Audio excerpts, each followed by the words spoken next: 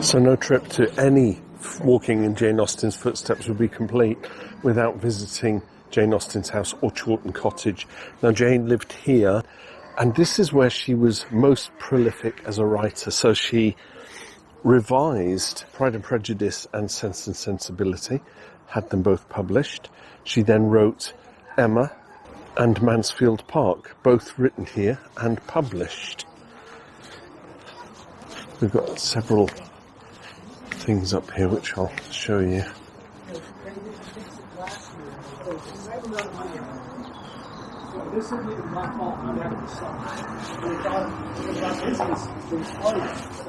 Oh, it was 1809. Did I say 1805? So obviously you have to book. And have I booked? No, I haven't. I'm just turning up to see if it's possible to go in. 14 visitors entering the house every 20 minutes to ensure all our visitors have the best possible experience. Fully booked. There are 1320 slots. It's now 13:30. So there's nothing more I can say other than, shall I see if I can get a ticket and walk around with my GoPro, put some music on? Let's find out. Yay, it's good news. I got my ticket. The bad news, 2 o'clock, because that's the only slot. But she said there's a tea room opposite. Why don't you go and get yourself a cup of tea and come back at 2 o'clock? So we will get in and I will do some footage, so it should be good. It's 2 o'clock. Let's go in the house. Just leaving the camera rolling.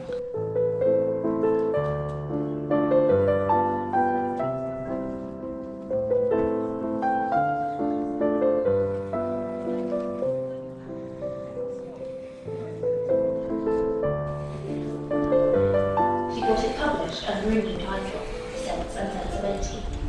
It appeared in October 1811. She went on to rewrite First Impressions, which she published as Pride and Prejudice.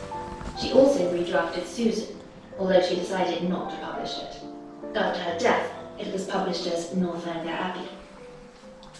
Between 1811 and 1817, Jane wrote 3 new novels, Mansfield Park, Emma, and Persuasion, all of which were published from this house, although Persuasion, like Northanger Abbey, wasn't published until after her death. In the spring of 1817, Jane began working on a new novel known as The Brothers, but she did not live to complete it. Later, it was published as Sanditon.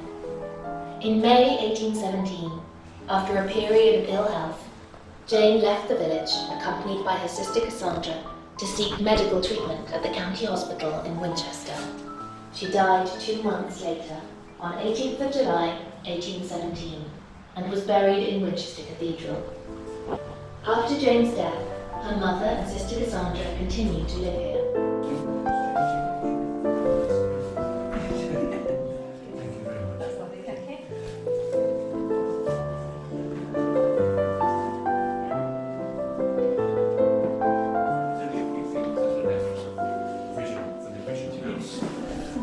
That's her dad's writing desk. Okay. 2 chairs there. Forget what make they are now. And a little writing table in the next room. So all the other furniture is of the period. Yes. But not But that was, and her writing desk, yeah.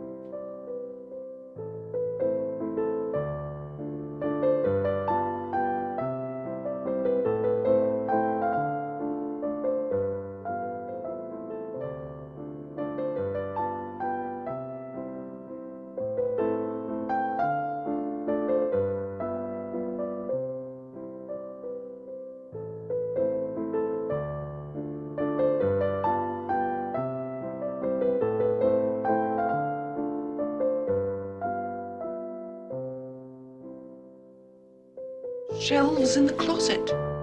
Happy thought indeed.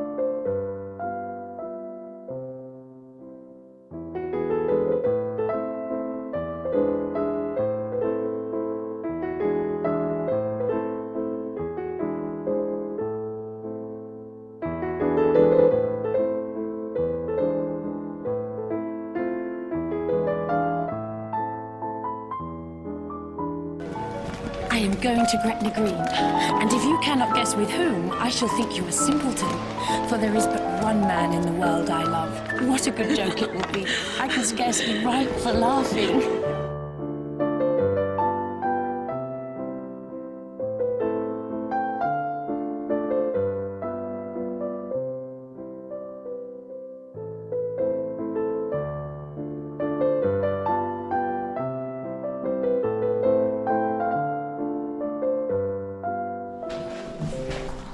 So there you go, I'll leave you with a lasting impression, not the first impressions, washing on the line outside Chawton Cottage.